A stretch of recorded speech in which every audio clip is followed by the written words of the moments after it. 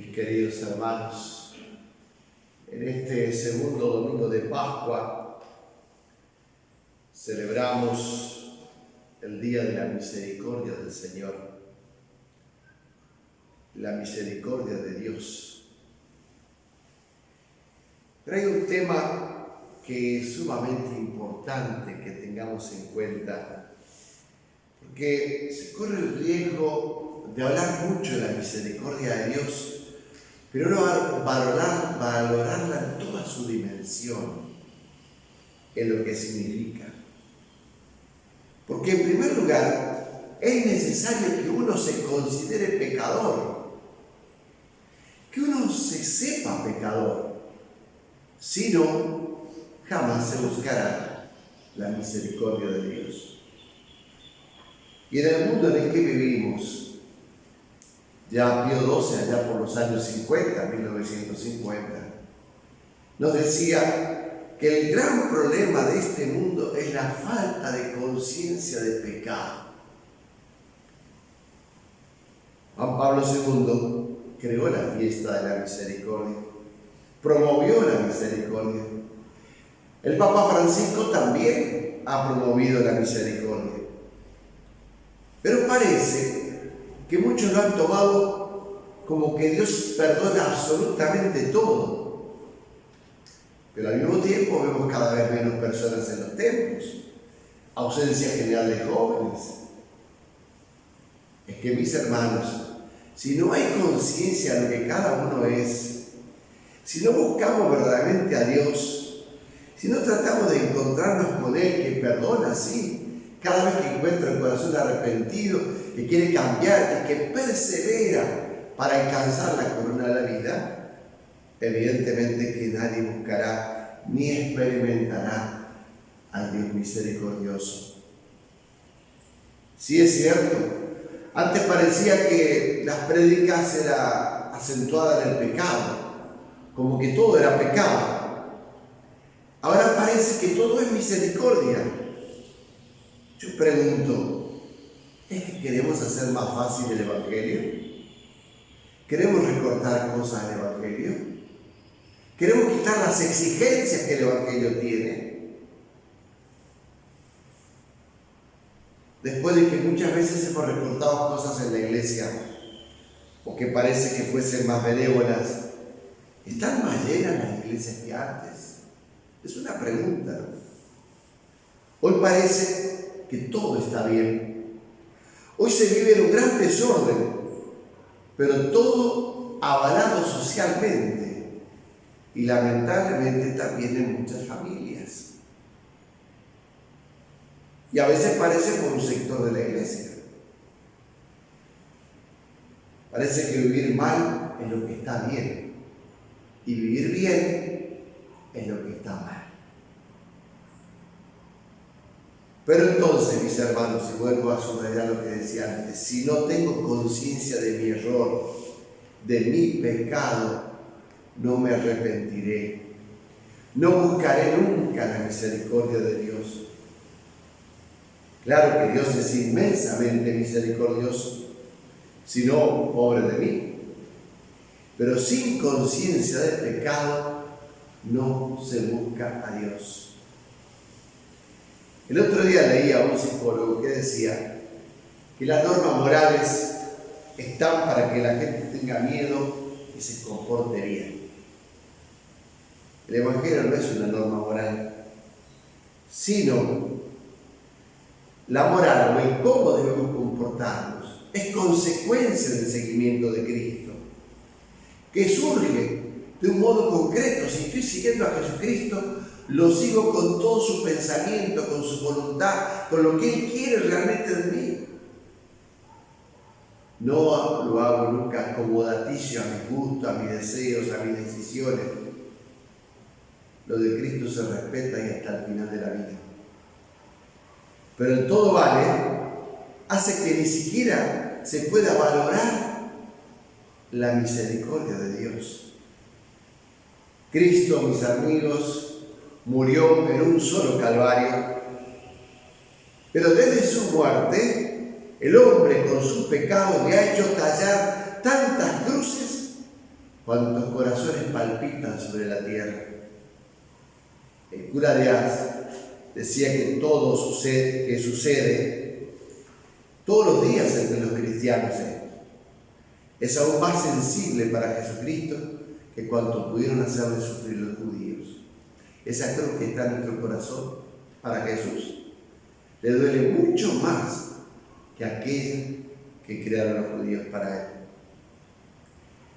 Y más aún, fíjense que los judíos prefirieron un criminal antes que a Jesús. ¿A quién quieren que suelte? ¿Y qué hacemos los cristianos pecadores? Preferimos el egoísmo, el odio, algún pensamiento de orgullo, venganza, impureza, una ganancia miserable, antes que cumplir la voluntad de Dios. También elegimos al otro, también elegimos el criminal. Pero la misericordia de Dios se manifiesta en la gracia que nos regala el Señor. Solo se alcanza el cielo si somos capaces de perseverar. La misericordia de Dios nos levanta tantas veces como nos caigamos, pero debemos perseverar.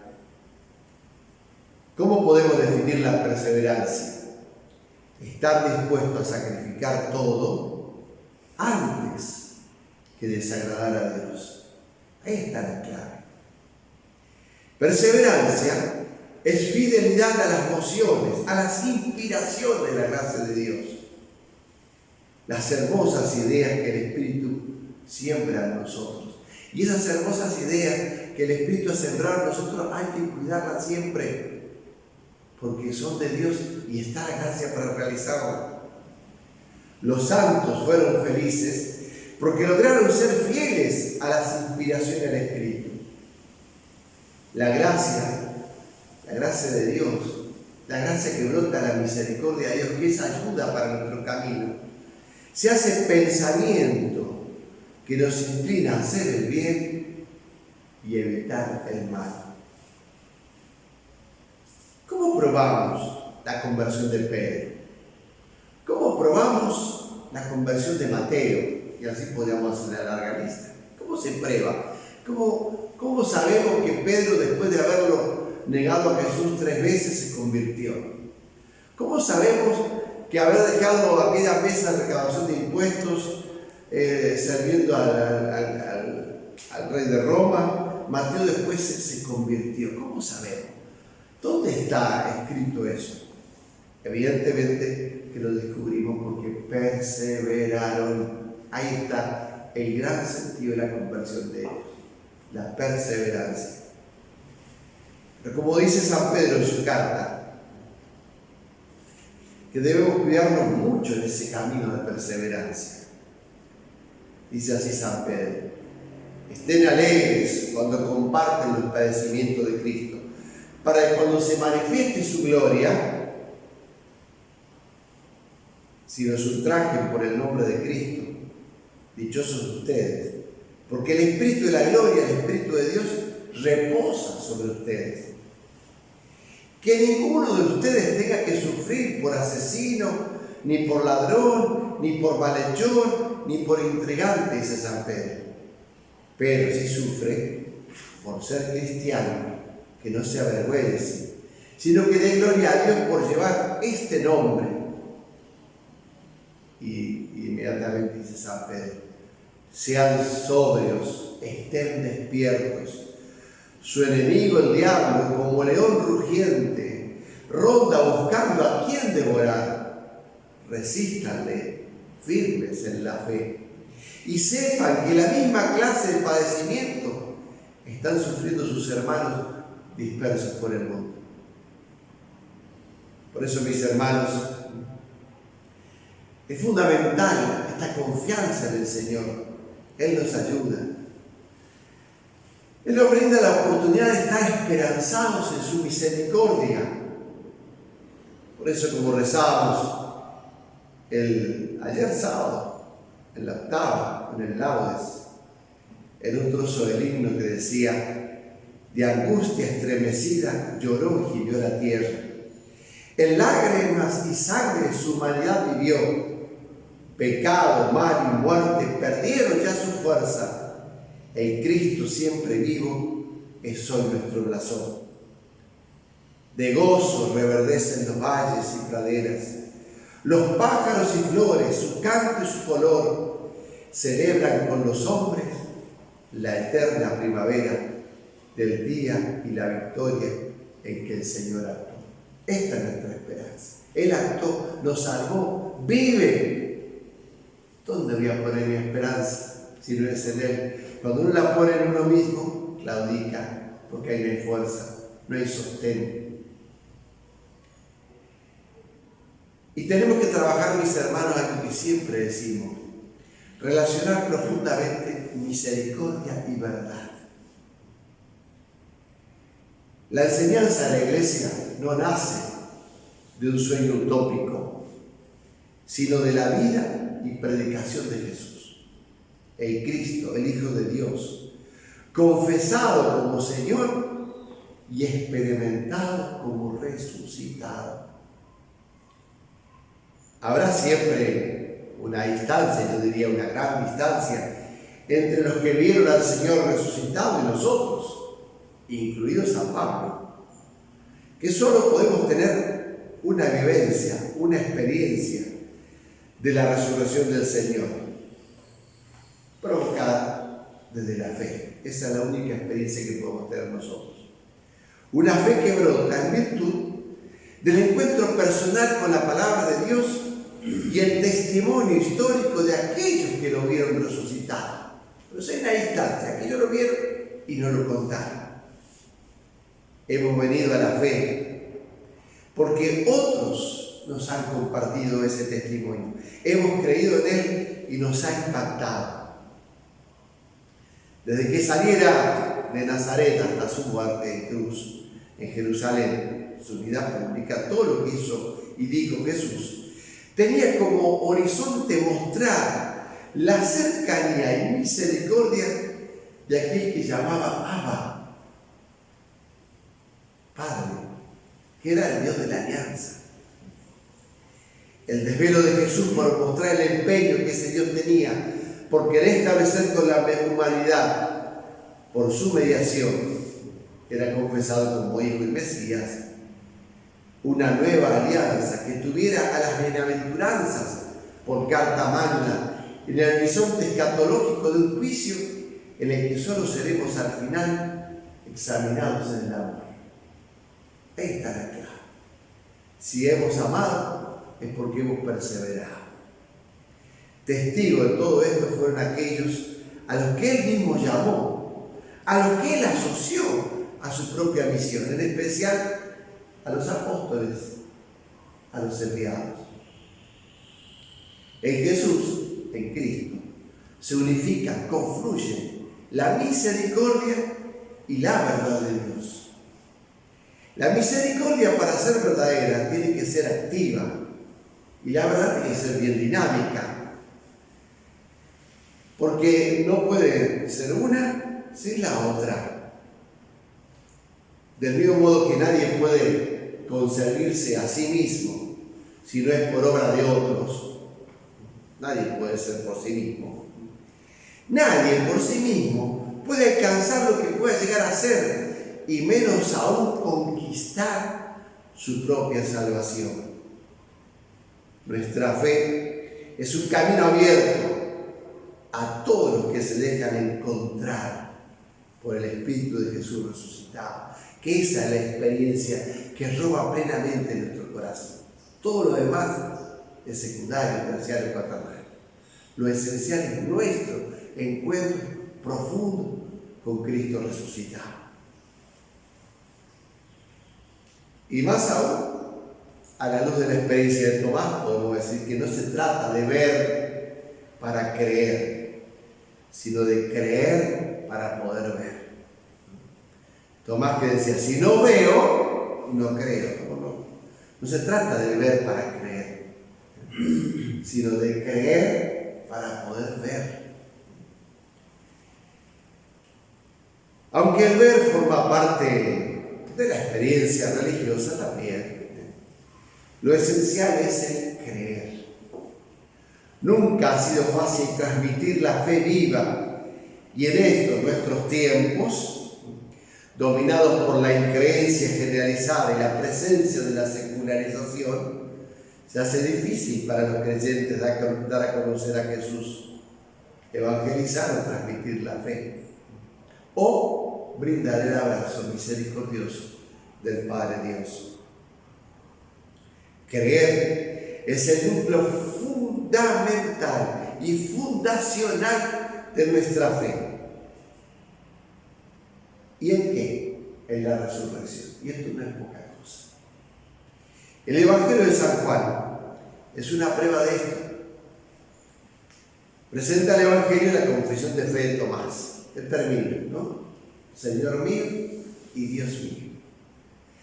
Pero en un contexto general donde la duda, razonable por otra parte, el del mismo Tomás, es un factor incómodo.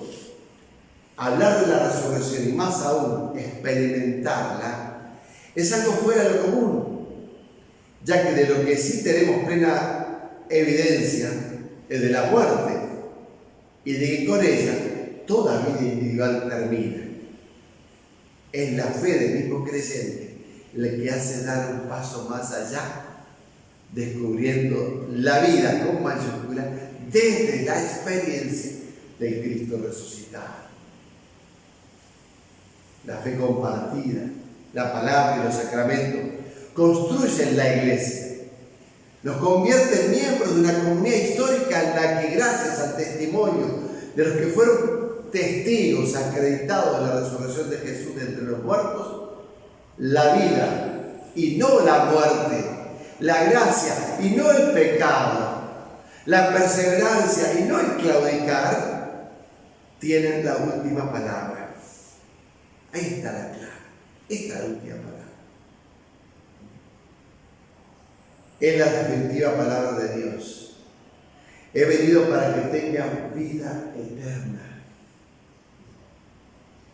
Pascua, que significa paso, es atreverse a dejar el miedo a una evidencia, la muerte, para abrazar una esperanza nacida de la fe, plenitud de la vida enraizada en ese Dios que compartió nuestra condición humana, que murió por nosotros y que resucitó como primicia de nuestra propia resurrección. Feliz tiempo pascual. Alégrense, porque el Señor en verdad ha resucitado. Jesús misericordioso, cruz y resurrección, que nos abraza a todos nosotros, es la respuesta al dolor del mundo, al dolor de cada persona, al dolor de cada familia. Esta pandemia que vivimos del COVID-19 pone a innumerables personas al borde de la desesperación. Es preciso acudir a Jesús, a su corazón misericordioso y agudizar nuestro sentido de la fe. Jesús misericordioso es la respuesta al dolor del mundo. Cristo viene a mostrarnos el rostro de Dios Padre bueno hasta la ternura. El perdón generoso será el obsequio divino al arrepentimiento y al deseo de una profunda y sincera conversión. Son muy bonitas, muy ricas, ayudan a crecer muchísimo. Pequeñas expresiones que podamos utilizar para referirnos a Jesús, a María. Las jaculatorias que le llamamos también. Qué bueno que nosotros podamos siempre tener en nuestros labios esa expresión que dice: Jesús misericordioso, en vos confío. Porque en mí no, pero en ti sí. En mí que voy a confiar. Pero es buenísimo que también no confiemos en nosotros, porque esto es signo de que he asumido que soy un pecador. No que me las creo, que yo tengo todos los pensamientos, las acciones, que todas mis decisiones son perfectas, sino que yo asumo mi ser pecador, mi ser limitado, mi pobreza interior, mi lejanía de Dios, mi búsqueda de seguridad de mí mismo, cuando lo único que tengo que buscar es la misericordia de Dios. Jesús misericordioso, en vos confío.